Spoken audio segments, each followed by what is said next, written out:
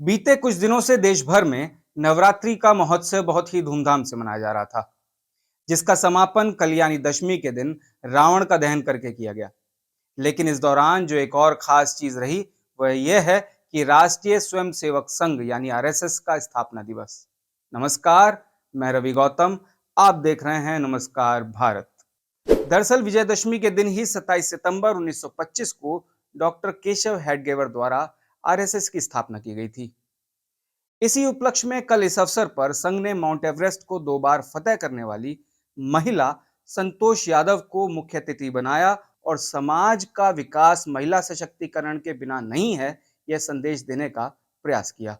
विजयदशमी के उत्सव और राष्ट्रीय स्वयंसेवक संघ के स्थापना दिवस पर संघ ने एवरेस्ट की चोटी को 2 बार फतेह करने वाली इकलौती महिला पर्वतारोही संतोष यादव को मुख्य अतिथि बनाया। इस दौरान संतोष यादव ने संघ के संस्थापक केवी हेरगवार की प्रतिमा पर पुष्प अर्पित की।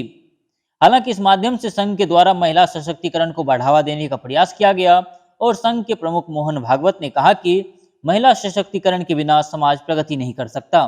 कई ऐसे उदाहरण हैं जिसमें आरएसएस ने दशहरा रैली में मुख्य अतिथि के रूप में महिलाओं को आमंत्रित किया है। इनमें अनुसुईया बाई काले, राजकुमारी अमृत कौर और कुमुदलाई रंगनेकर शामिल हैं। इस दौरान दशहरे के अवसर पर संघ का स्थापना दिवस मनाया गया। इस मौके पर संघ प्रमुख मोहन भागवत ने महिला सशक्तिकरण, छुआछूत, अल्पसंख्यकों से बातचीत जैसे मुद्दों पर विस्तार से चर्चा की। उन्होंने साथ ही उदयपुर की घटना पर भी गंभीर चिंता जताई। उन्होंने ये भी कहा कि देश में बढ़ती जनसंख्या एक बड़ी चिंता का विषय है, जिसको लेकर सरकार को गंभीर कदम उठाने चाहिए। विजयदशमी उत्सव के अवसर पर संघ प्रमुख मोहन भागवत ने महिला सशक्तिकरण पर बात करते हुए अल्पसंख्यकों का जिक्र भी किया। इस दौरान उन्होंने कहा कि संघ की ओर से अल्पसंख्यकों से बातचीत कोई पहली बार नहीं है, ये डॉक्टर हेंगवार के समय से ही चलता आ रहा है। गुरुजी ने भी जिलानी से मुलाकात की थी, तब से ही सभी वर्गों से संवाद चलता आ रहा है। वहीं उदयपुर की घटना का भी जिक्र करते हुए मोहन भागवत ने कहा कि उदयपुर जैसी घटनाएं दोहराई नहीं जानी चाहिए। साथ ही अल्पसंख्यक समाज को भी इसका विरोध करना चाहिए। साथ ही देश में बढ़ रहे जनसंख्या को भी मोहन भागवत ने देश के लिए खतरा बताया है। जनसंख्या किसी भी देश के लिए कितनी सही और कितनी गलत है, ये किसी से छिपा नहीं है। इसे लेकर कोई ना कोई पहल होती रहती है। इसी कड़ी में आरएसएस प्रमुख मोहन भागवत ने आरएसएस के स्थापना दिवस के अवसर पर जनसंख्या को लेकर बड़ा बयान दिया है और जनसंख्या नीति तैयार करने के लिए कुछ मुद्दे सुझाए हैं। क्या कुछ है मोहन भागवत के इस पूरे बयान में, आइए देखते हैं ये रिपोर्ट। विजयदशमी और स्थापना दिवस के अवसर पर राष्ट्रीय स्वयंसेवक संघ यानी आरएसएस के संचालक डॉक्टर मोहन भागवत ने कहा कि जनसंख्या के धर्म आधारित असंतुलन से देश का बंटवारा होता है। इसे नियंत्रित करने के लिए एक व्यवस्थित नीति बननी चाहिए और इस नीति को तैयार करते वक्त समस्त पहलुओं को ध्यान रखना चाहिए।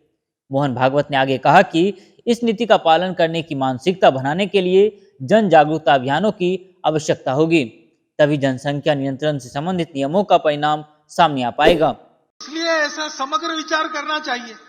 और ये भी हम देखते हैं कि जनसंख्या में प्रमाण का भी संतुलन चाहिए। हम भुगते हैं। जनसंख्या का असंतुलन हुआ तो 50 साल पहले उसके गंभीर परिणामों को हमने भुगता। और केवल हमारा ऐसा हुआ ऐसा नहीं, आज की तारीख में पूर्व तिमोर नाम का एक नया देश बना,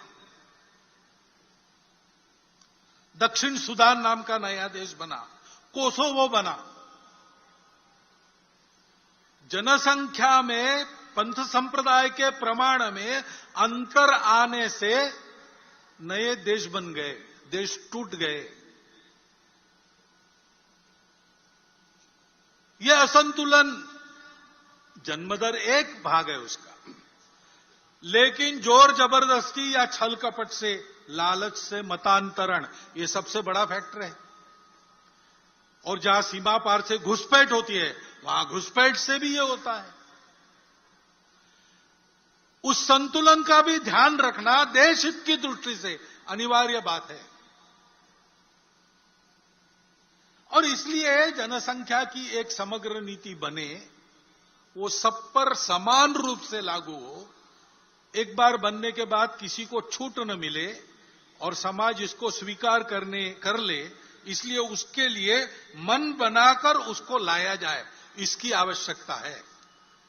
क्योंकि फिर से समाज में अगर उसको नहीं माना तो नीति क्या करेगी? समाज स्वीकार करता है, अगर लाभ देने वाली बात है, स्वार्थ की बात है, समाज सहर्ष स्वीकार करता है, उसको लिए समझाना नहीं पड़ता। लाभ दिखता है या 3 साल के बाद, 5 साल के बाद, 10 साल के बाद बच्चों को मिलने वाला है, ये अगर पक्का है समाज उसको स्वीकार करता है। लेकिन जहां देश के लिए छोड़ना पड़ता है, हमको नहीं मिलेगा किसी और को मिलेगा, जलना बंद करके देना पड़ता है, वहां समाज में सहयोग दिखता है कि प्रतिरोध दिखता है? सवाल बात है। जो ऐसा त्याग करना पड़ता है, जो ऐसी तपस्या करनी पड़ती है, उसको भी समाज स्वीकार करे। इसलिए आज के लिए बस इतना ही। ऐसे ही खबरों को देखने के लिए बने रहिए नमस्कार भारत के साथ।